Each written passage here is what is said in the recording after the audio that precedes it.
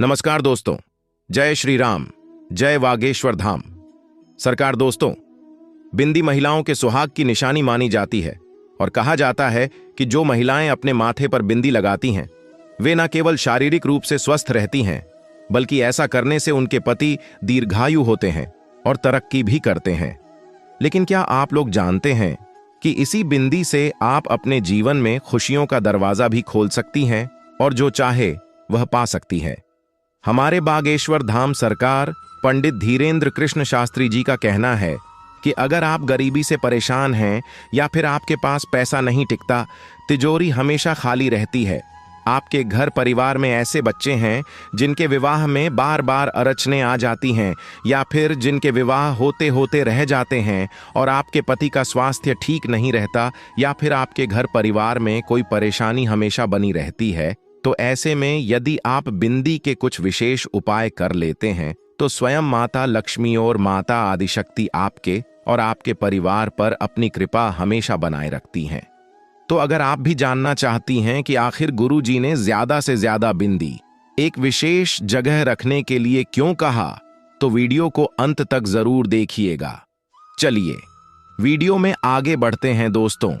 जैसा कि हम सभी जानते हैं कि पवित्र महीना चल रहा है और इस महीने में सुहागन स्त्रियों को 16 श्रृंगार करने के लिए कहा जाता है क्योंकि यह महीना उनके लिए बेहद ही शुभ होता है।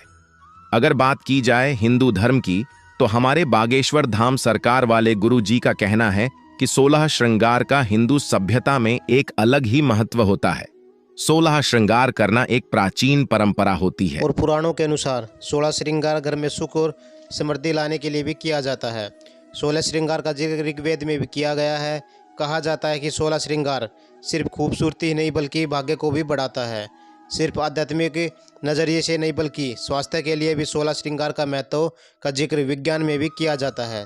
अब चाहे वह मांग में सिंदूर, माथे पर बिंदिया, हाथों में चूड़ी या पैरों में पायल, बिछिया ही क्यों न हो, ऐसे में सुहाग की जितनी भी निशानियाँ होती है सभी का आध्यात्मिक व वैज्ञानिक महत्व माना जाता है। जैसे कि लाल रंग का जोड़ा सुहाग का प्रतीक माना गया है। लाल रंग माता रानी को भी बहुत प्रिय होता है। ऐसे में दुल्हन शादी में जो भी जोड़ा पहनती है उनका रंग लाल ही होता है। लाल रंग प्रेम का प्रतीक भी माना जाता है। विज्ञान के अनुसार लाल रंग शक्तिशाली व प्रभावशाली भी होता है। इसके उपयोग से एकाग्रता बनी रहती है। ठीक उसी तरह महिलाओं के लिए भी माथे पर कुमकुम या बिंदी लगाना पुराणों में काफ़ी शुभ माना गया है। कुमकुम या सिंदूर सुहागिन महिलाओं के माथे पर लगाते ही वह बहुत ही आकर्षक लगती है। साथ ही बिंदी दोनों भाइयों के बीच माथे पर लगाया जाने वाला लाल रंग कुमकुम का चक्कर भी होता है जो महिला के श्रृंगार का एक महत्वपूर्ण हिस्सा होता है। दोस्तों, विज्ञान के अनुसार बिंदी लगाने से महिला का आज्ञा चक्र सक्रिय हो जाता है। वह महिला को आध्यात्मिक बने रहने में तथा आध्यात्मिक ऊर्जा को बनाए रखने में सहायक होता है।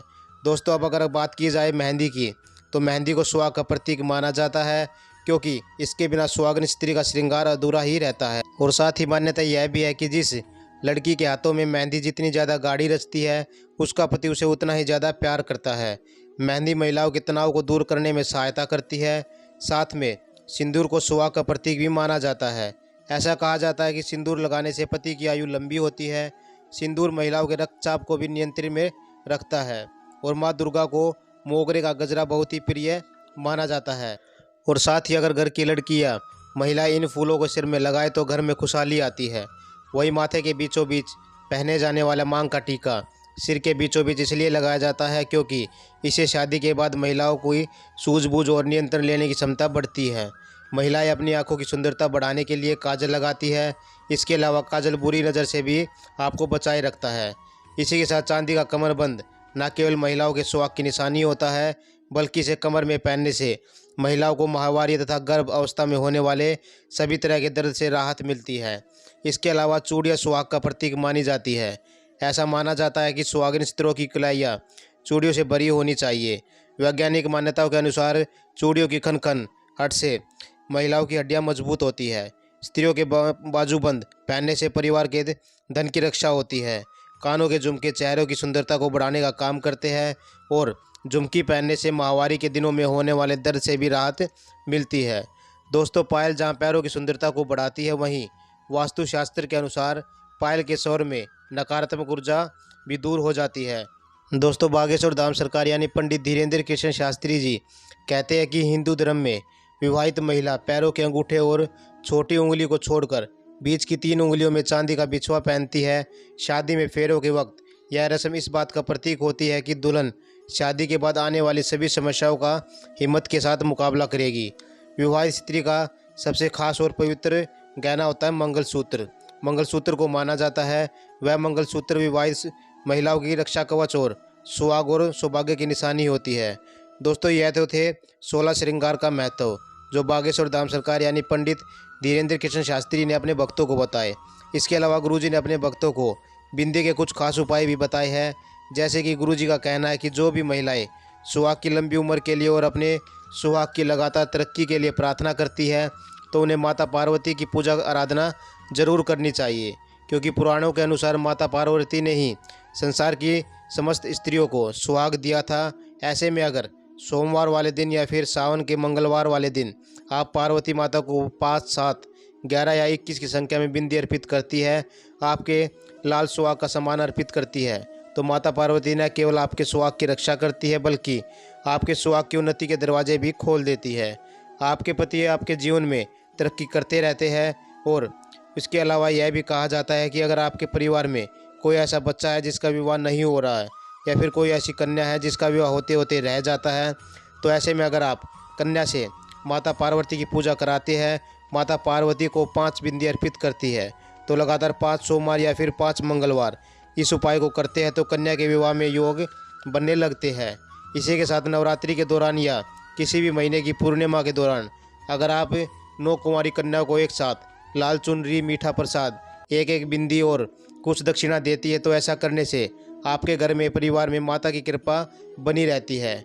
आपके परिवार में आने वाले संकटों को माता दूर कर देती है।